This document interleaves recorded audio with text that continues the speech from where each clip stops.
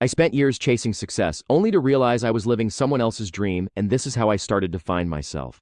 I don't remember the exact moment my life fell apart, but I do remember the smell. You'd think it'd be something grand, a fiery confrontation, a door slammed, an accident. But no. It was mildew.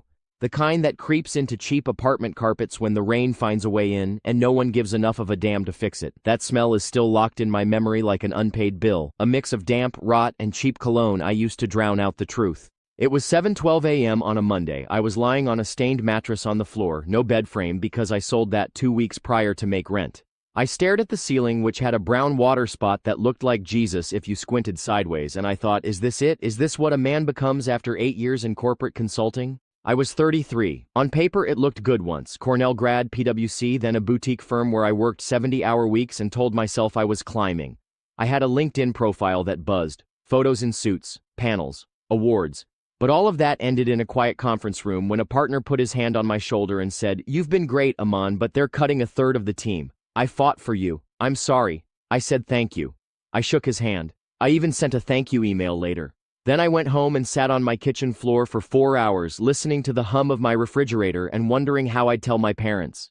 I didn't for weeks. Unemployment wasn't what broke me, it was the silence, the kind that fills up a room when you have nowhere to go and your phone stops buzzing and you realize most of the network was built on utility, not friendship.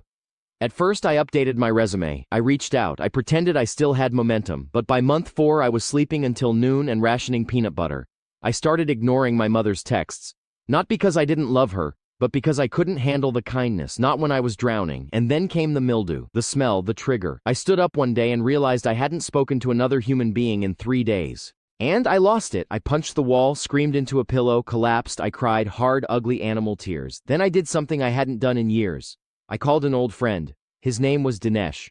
We'd been roommates back in undergrad, engineering students who bonded over hip-hop and bad dating stories. He became a civil engineer, married, 2 kids, solid dude. I hadn't called him in nearly 3 years. He answered on the 3rd ring. "A man?"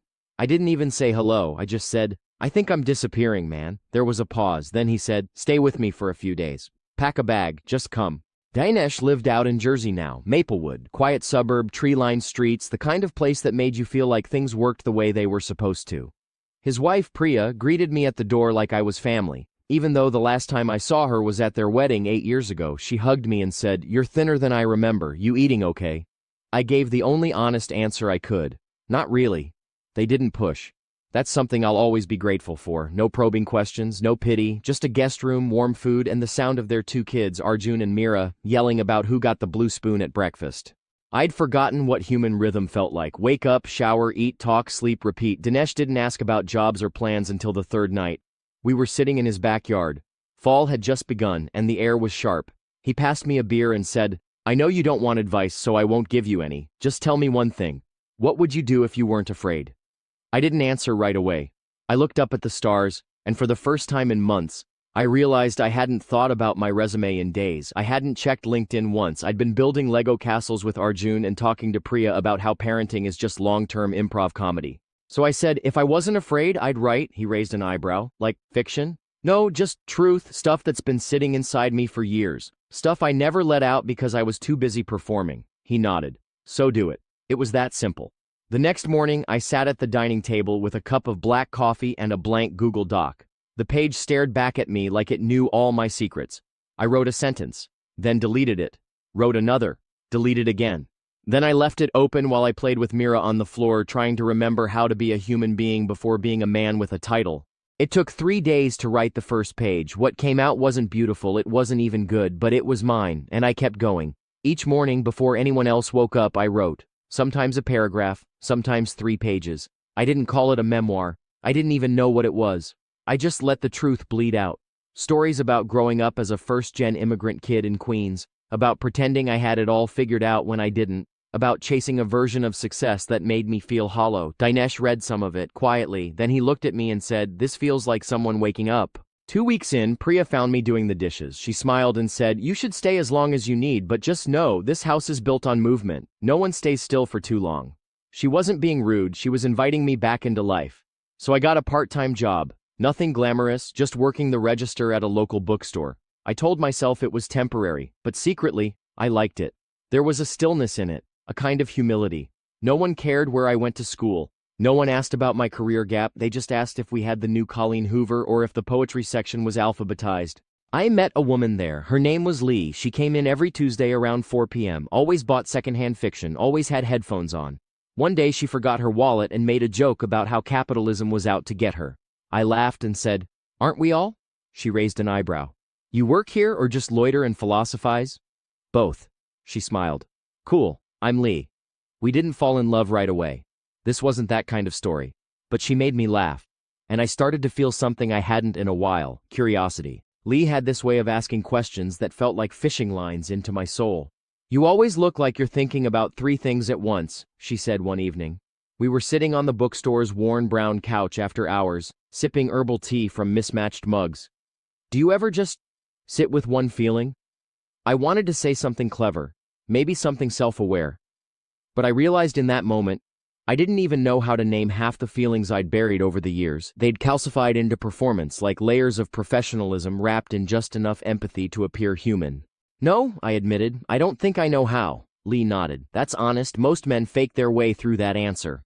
I laughed, but it hit a little too close. She kept coming back. Tuesdays became Thursdays too. She read everything from Baldwin to Murakami and always returned the books dog-eared and underlined. One afternoon, I noticed she'd written in the margins of a poetry book, "I don't know what healing means, but I know it isn't loud."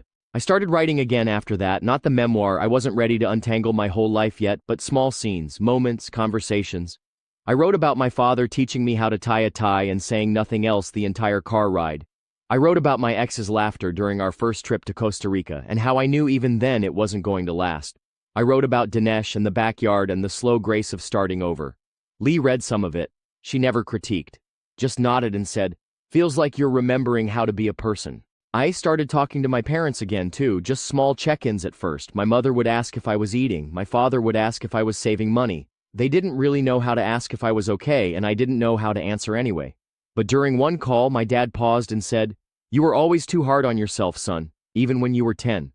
That one sentence cracked something open. He didn't follow up. He just asked if I'd watched the new cricket series on Netflix. But it was enough. Sometimes healing doesn't arrive with ceremony. Sometimes it slips in sideways through silence and small truths. I stayed with Dinesh and Priya for 3 months. When I told them I was ready to move out, Priya hugged me tightly and said, "You know where home is now." I moved into a tiny studio apartment in Newark. No washer-dryer, thin walls, but it was mine. For the first time in years, I arranged furniture without thinking about resale value or how it looked on Instagram. Leigh helped me move. She brought cheap wine and unpacked my books. I didn't ask her to stay the night, but she lingered anyway, sitting on the floor with a blanket around her shoulders. "You don't look like you're running anymore," she said softly. I looked around. The place was still half unpacked. My life was still a mess. But she was right. I wasn't running. I was rebuilding. At the bookstore, a teenage boy came in one afternoon and asked if we had any books about failing upward. I said, "You mean like starting over?" He nodded. "Yeah, but like not in a sad way, in a real way." I handed him a copy of When Breath Becomes Air and said, "It's not about failing, but it's about remembering what matters." He looked at the cover and said, "Cool, you're not like the other guys who work at stores." I smiled. "That's because I'm still figuring things out too." He grinned. "Aren't we all?" A few weeks later, Leigh kissed me. It wasn't cinematic. We were walking home from a late-night diner and she just stopped, looked at me and said, "You don't have to be anything for me." And I broke. Not in a bad way. I just finally exhaled. We held hands. No promises, just presence. I didn't believe in happy endings anymore, not because I'd become cynical, though maybe I had, but because I'd started to realize that happy wasn't a finish line. It wasn't a goal. It was a flicker, a moment. You get it, you hold it, and if you're lucky, you know not to ruin it by trying to make it last forever. Leigh and I weren't a love story. We were two people who found each other when we both needed quiet. I didn't know if she was my person. I didn't know if I believed in my person, but she saw me and she let me see her. One night, she admitted something I hadn't expected. "My brother died," she said, sitting on my studio's tiny balcony. 5 years ago, overdose, heroin, he was 17. I didn't say anything. I just listened. She looked at the sky like she was trying to find his face in it. Everyone keeps moving on, but sometimes I think grief is the only thing about me that feels honest. I sat beside her, and for the first time in months, I let myself talk about what had almost happened that night in my car. I didn't name it directly, but she knew. She just reached over and placed her hand over mine, palm down, no drama, just weight and warmth. We stayed like that for a long time. I got a part-time job teaching creative writing at a community center on Thursdays, nothing fancy, but it made me feel useful again. My students were mostly older immigrants working on memoirs in Hindi, Spanish, even Tagalog. They didn't care about structure or metaphor, they wanted to leave something behind that their children could read. One of them, a 60-year-old Nepali woman named Tenzing, wrote this line during a free write that knocked the breath out of me. My husband never said he loved me, but he swept the floor every morning before I woke up, and now I wake up to silence. That day I walked home with tears I didn't know how to explain, because I understood now how love hides in the corners, how grief never truly ends, how ordinary people carry entire novels in their silence. My therapist, yes, I finally started therapy, said something in our 5th session that stuck.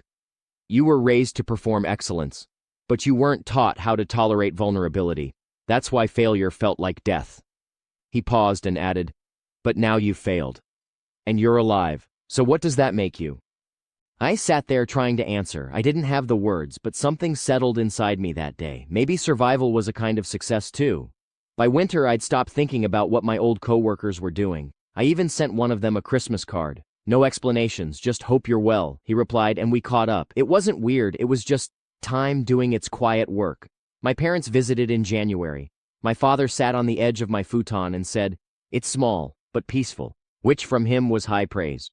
My mother cleaned my spice rack and cooked biryani and said, "I never saw you this calm before." I wanted to tell her I was still scared most days, that I still woke up feeling like I was missing something big, but I didn't need to. She already knew. Mothers always know. One night, Leigh found a poem I had written but never shown anyone. It was about drowning, not the dramatic kind, the slow kind, the everyday kind where you smile and go to work and everyone thinks you're fine. When she finished reading it, she didn't say anything for a long time, then she folded the paper and handed it back. "I think you're finally starting to tell the truth," she said. I didn't know if it was praise or challenge, maybe both. But I was okay with that. Life didn't suddenly become amazing. I still had bills, my apartment still had ants, I still doubted myself at least once a week. But I also had this: a neighbor who left fresh muffins at my door, a student who called me sir with such pride that I teared up, Leigh sitting beside me on quiet Sundays not asking me to be anything other than what I was. I stopped needing to win, I stopped needing to prove. And somewhere in all that, I started to breathe. Really breathe.